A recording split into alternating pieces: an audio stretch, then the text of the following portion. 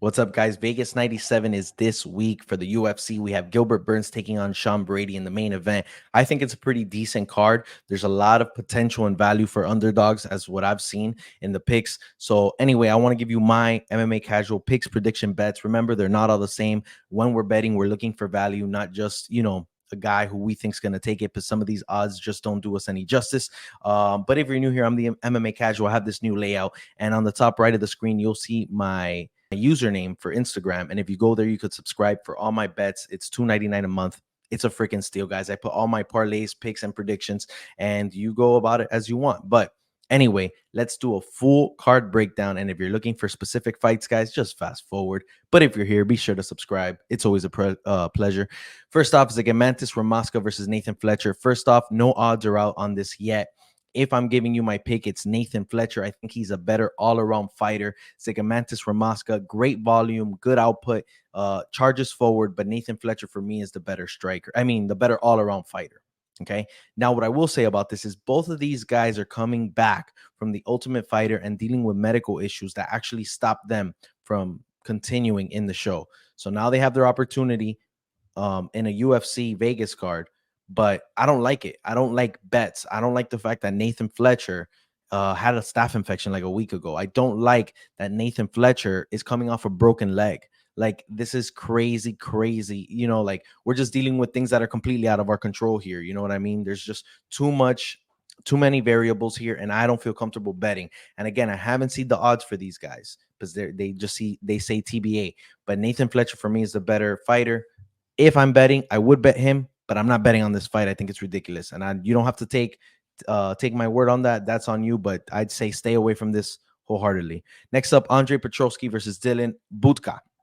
Andre Petroski, man, I really liked his trajectory until a couple fights ago. He's proven to have a little bit of a sus chin, but what I will say about this guy is that he picks his shots when he's striking, and he has just explosive takedowns. He's a really good wrestler, in my opinion. The way he shoots, he takes people down, he makes it look easy.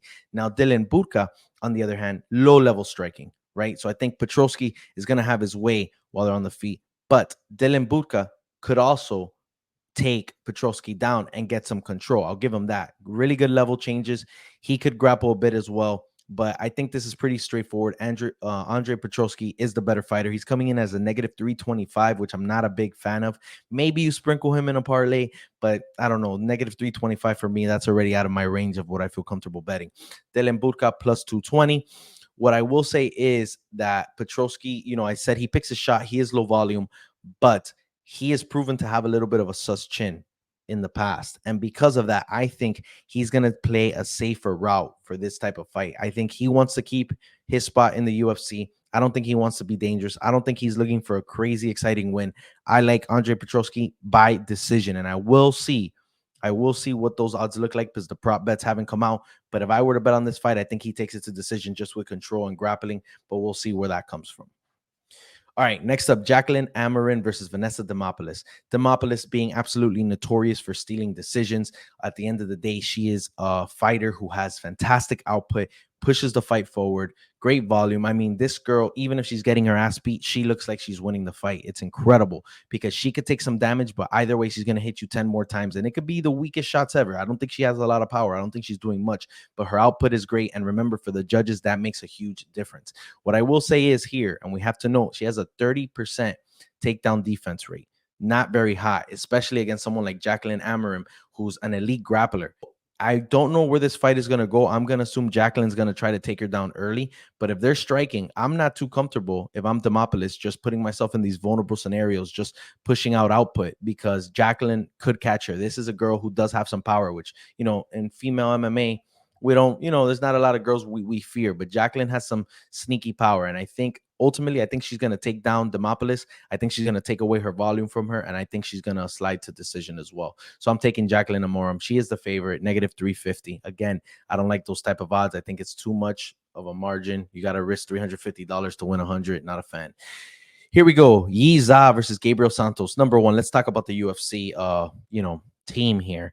What did they do to Yi Zha here, guys? This is straight from the website. I just snip it and I put it here. But like Gabriel Santos looks like he's 6'2", and Yi Zha looks like he's 5'1". Like, they absolutely messed with him, made him look like a little Chinese leprechaun. Like, what are they doing to this guy? I don't like it. I don't like it. Get it fixed, guys. So anyway, Yiza, he's gonna be my first underdog fighter to win.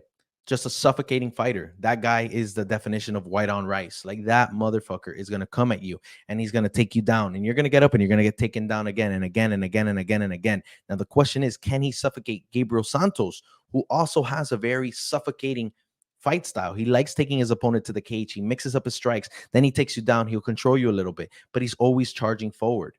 He loves cage work.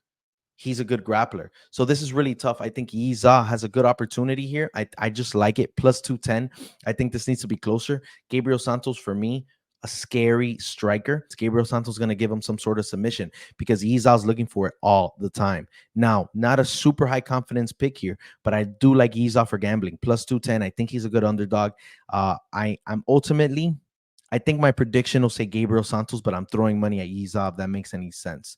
Okay, because ultimately, if Yiza has any trouble getting Gabriel Santos to the canvas, he's gonna get dog walked. He's just gonna lose it with the striking, and if Gabriel Santos is landing effective shots, I mean that's gonna stop Yiza from pushing forward so much. So I think I'm throwing a bet at Yiza, but I pick Gabriel Santos. So I misspoke. He's not my underdog pick. I'm throwing some underdog money at him is what I'm doing. Next up, and this one is the underdog pick: Felipe Dos Santos versus Andre Lima. Felipe Dos Santos plus 145, Andre Lima negative 190. To be honest with you, I don't trust Andre Lima yet as much. I don't think he's proven himself. He's had a couple good fights, but I don't know. It's not enough. I think this is his first real test. Good striking, great combination. He throws to the body a lot. I love how he mixes it all up. He's a great striker, but Felipe Dos Santos could keep up with that. I mean, Felipe Dos Santos is aggressive. He's all around good. I think he gets hit a little too much for me, but he does march forward. My issue with Felipe Dos Santos is if we get into a third round, Felipe Dos Santos has proven to have a short gas tank, a small one. He just kind of gasses out when it's too much. And someone like Andre Lima, who's going to be hitting his body, having good output, is Felipe Dos Santos going to be able to handle it? Because this pace at this fight is going to have a high pace. So if he can't handle the pace, I'm afraid that Andre Lima is going to have a real successful third round. So if we're going 1-1 going into the third, I like Andre Lima's odds. The longer the fight goes, the better odds for Andre Lima, in my opinion. But I really like Felipe Dos Santos here.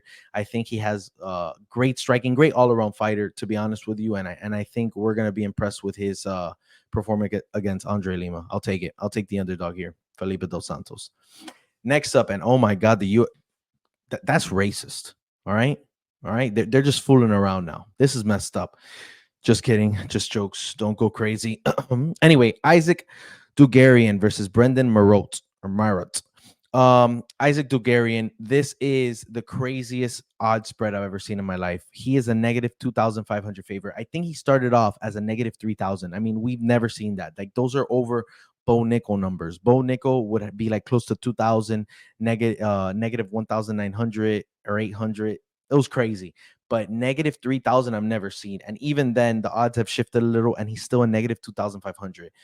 From when I've seen UFC or from when I've gambled, I've never seen odds like this. So what does that mean? That means stay away from this fight. I mean, I can't see anything being worth it. I'd have to look at the prop bets, but this is ridiculous. And anyway, straightforward. Brendan has some power in his hands. He's somewhat well-rounded, super hittable guy, but ultimately Isaac Dulgarian is just an elite, crazy wrestler. We've seen his gas tank fail him, but I don't care. I think this guy's going to ragdoll Brendan. I think that Isaac's going to come in, take him down. He's going to have his way, and it ends just like that. Like, I'm hoping we see a TKO on the ground or something. I have to look at the prop bets, guys, but Isaac is going to absolutely dog Brendan. I think the odds are accurate, but I wouldn't touch this with your money. You know what I mean? Like, this is craziness. So anyway, we're going to move up, and UFC seriously got to do something about this nonsense. He's like a freaking an unlockable character. Next up, Ryan Spann, Oven St. Preux. Guys, battle of the decline here. Ryan Spann had a lot of potential. He was even the guy, I think it was UFC 282, where he was like, oh, I don't even really train. And Rogan's like, well, now's a good time to start. And after that, he's just gone on a losing streak. I think he's 3 in a row. Oven St. Preux beat Kennedy Nestruku last fight. Nobody saw that coming. He was the dog. And he's here. He's back. And he's 41. 41 years of age in the UFC octagon. we don't see a lot of 41-year-olds. And when we do, it's not too promising unless you're Glover Teixeira. So what I am going to say about Ovince St. Preux is that I think his time is up. I think he's going to lose to Ryan Spann here, and he's coming in as a plus 250 underdog. I think he's a powerful guy. He's a talented guy. Been in the UFC for a long time, but very hesitant fighter. He waits to pick his shots, and the shots never come. The guy could be so much better than what he is if he had some sense of urgency. That's my opinion. Ryan Spann, on the other hand, just a dangerous fucking fighter, man. 18 out of his 21 wins are with stops, and I think this is going to be no different. Powerful hands, dangerous also with his submissions. The guy could find the win however he wants. He's huge. He's 6'5", light heavyweight. He's just a massive dude. I think he's going to catch Ovince St. Preux, and I think we're going to call it a day. I love Ryan Spann within the distance. And like I said, he's a negative 375. I don't like that straight up. Maybe you sprinkle him in a parlay because he's probably one of my more confident bets in this card. I mean, he is going to be dangerous. So Ryan Spann within the distance, that's what I'm telling you to do. Rong Zhu, Chris Padilla. This is a tough matchup. Not confident in it at all. But Rong Zhu coming in as a negative 300. Chris Padilla plus 210. All right. So Chris Padilla just heavy on the takedowns, but he can't keep anyone on the ground. People shoot up. He comes back down. Shoot up. Come back down. Not a dangerous guy. He's not finishing everyone. He's all around a solid fighter. I feel like you either like this guy or you don't. A lot of people are on the fence with him. But then we have Rong Zhu on the other side, and that's a guy who sets the pace. He's real comfortable in his striking. Now, what I will say is he kind of goes big at times. When he sees windows for opportunity, he might get a little overzealous. He does become somewhat of a headhunter. And then he also has good takedown defense. So against Chris Padilla, this is like a weird fight. I think Rong Zhu is going to have his way with Chris Padilla for the majority of the fight striking, and that's going to stop Padilla from being able to shoot. And then when he does shoot, I think Zhu's going to just be able to scramble and get right back up. I don't know, man. This is a tough one. I think you can throw some money at Chris Padilla. I think it's a close fight. I think the odds don't do this fight justice, but I'm going Rong Zhu. I think this is an okay underdog pick, but I'm citing Rong Zhu. I just don't think that Chris Padilla is going to be able to have a successful fight with how he fights. Just that takedown heavy, takedown heavy, takedown heavy. I think Rong Zhu might find something in the striking, and I think that's where it's going to end. But don't get it twisted. A lot of people are siding with Chris Padilla here. Next up, Trevor Peek, Ashmouz. So Trevor. I have issues with how this guy fights. I don't know. I'm not convinced with Trevor Peek, but what I'll say is that this guy's just made of steel, bro. This guy is durable. This guy, that chin is there for a reason. I feel like that guy just chews on nuts and bolts, bro. Like that guy is the real deal. And that is a real issue with Trevor Peek. If you ask me, Ashmouz is better, just a better fighter, better striker, more technical, better grappler. I like him as a mixed martial artist more than I like Trevor Peek. But what you have to respect about Trevor Peek is that he won't stop moving forward. He can't stop. He's just coming at you like white on rice. And he's a negative 130 favorite. And Ashmouz is plus 100. If you ask me, I think I'm going underdog here. And yes, everybody likes Trevor Peek. And yes, I understand that durability is a big thing here, because if they make it to the third round and Trevor Peek's got his ass beat and Yanal's a little tired, Trevor Peek's going to kill him. He is. But I like to side with technical fighters, guys who are better mixed martial artists. And for me, it's straightforward. Ashmouz is the better fighter. More technical, good striker, good wrestler, smarter fighter, going to be making better decisions. Trevor Peek does dumb shit all the time, but his chin saves him. His durability, his heart. I don't know what's going on in that brain of his. Not much, probably, because he's just that crazy, man. He is a scary guy. If you have to pick someone's durability in today's day and age, pick Trevor Peek. And no disrespect to the guy, but I just think it's a better fighter. And I'm taking him at plus 100. It's my second underdog, I think, at this point. I think has good value at plus 100. Matt Schnell, Alessandro Costa. All right, so Matt Schnell plus 375 underdog. Alessandro Costa negative 550 favorite. Alessandro Costa picks his shots. He shoots to kill. He's going to come in, and I think he steals the show. Matt Schnell, only 34 years of age. I feel like he's 10 times older than that. He's taken a lot of damage. He has jiu-jitsu, doesn't use it. I mean, I think Alessandro Costa is going to come in and he's going to have an exciting fight. I think he's going to maul Matt Schnell. And like I said, Matt Schnell's put on some shows. Again, another pretty durable guy. But now with all the damage he's taken, I'm going to say that his chin's a little sus. I'm going to say that I'm not confident with him going in against Alessandro Costa, who's going to mix it up really well, who's going to pick his shots, and who has a lot of power. Matt Schnell has gotten dropped before. Matt Schnell has gotten finished before. Alessandro Costa is going to do the same thing. And look at the reach difference here.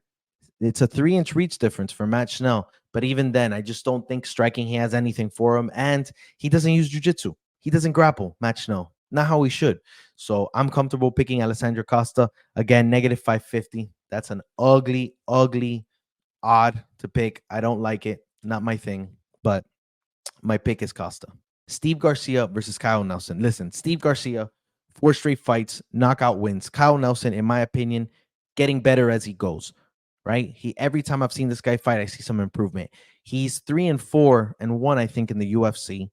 So more losses than wins in the UFC. But like I said, he's getting better. He's progressing as a mixed martial artist. But I'm all about momentum. Steve Garcia, 4 straight knockout wins. Why not a 5th? I'm throwing $100 at that. 2 units at Steve Garcia by knockout. Why not? The guy's proven to be a good striker. He doesn't get caught. He's gonna land a big punch.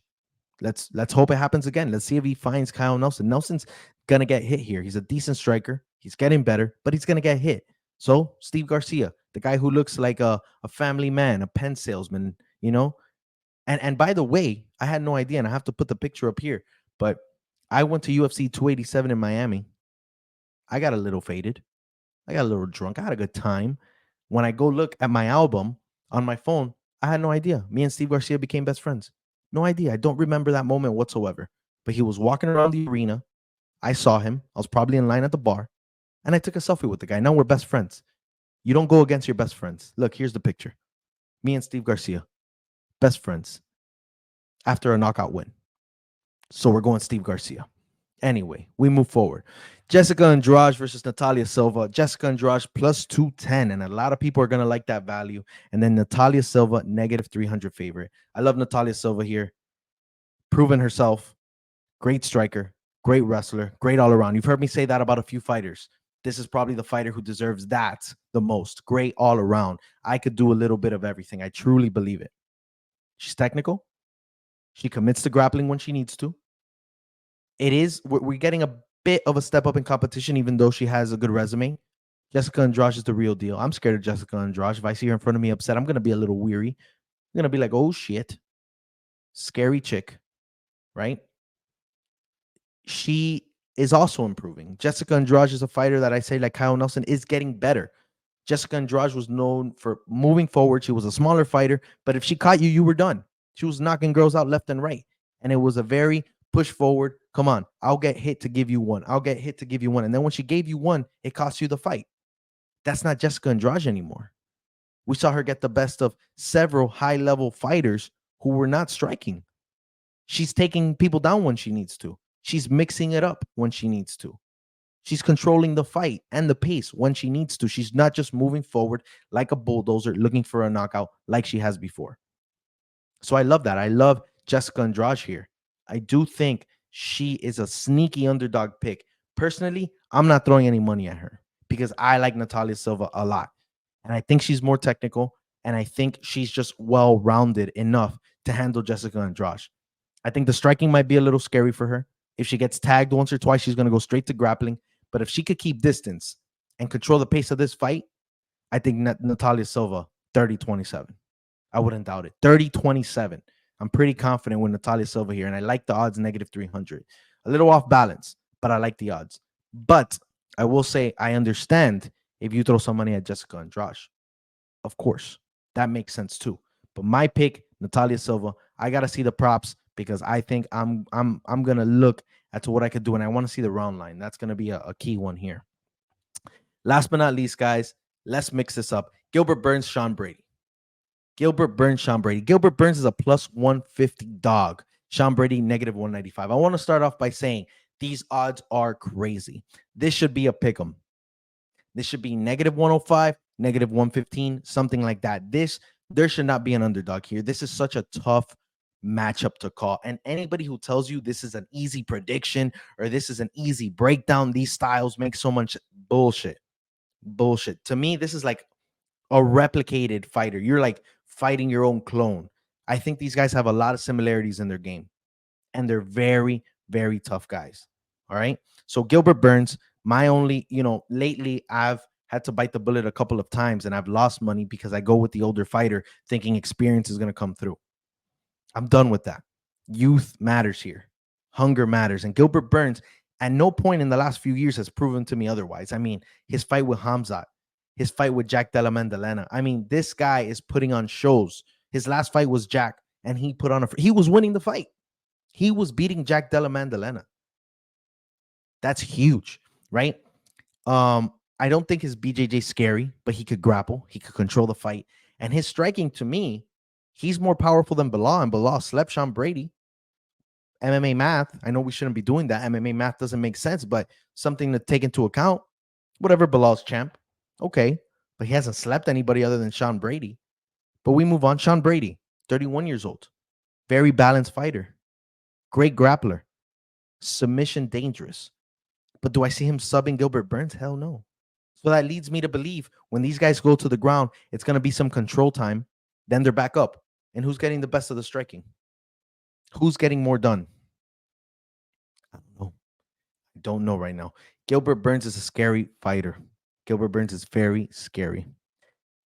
Even though that breakdown almost seems like I'm leaning towards Gilbert more, I think I have to go Brady. And I'm going because I think he's going to be the hungrier fighter. I think he's younger. And even though Gilbert Burns hasn't showed me that he's struggling, that comes quickly. That comes from one fight to the next. And he's so durable and he's taken a lot of damage. He's given us some crazy dog fights in the last 2 years. Is it catching up to him? Maybe. And I think maybe in this fight, we're going to see it catch up to him. And I'm taking a little bit of a risk, in my opinion, and going with the favorite of Sean Brady, -195, because I think Gilbert Burns is a great pick here. Sean Brady's a great pick here. This is such a tough one. Like, this is a really tough fight. And I have to look at the props here because this is just a tough one. Sean Brady in a 5-round fight. We haven't even seen that. We haven't seen how far he could go. And you want to talk about durability. Gilbert Burns, that guy's a dog. So, man, I think I'm going Sean Brady. Honestly, this could even change by the time I put my predictions out on Saturday. I'm going to look more into this. I want to watch a little more film. But right now, I am locking in Sean Brady, -195. Anyways, guys, I appreciate all the love you guys are giving me. Trying to grow the YouTube, trying to grow the Instagram. Be sure to follow. Be sure to subscribe. Leave all the comments. Let me know how dumb I am. It's always a pleasure. Have a good one.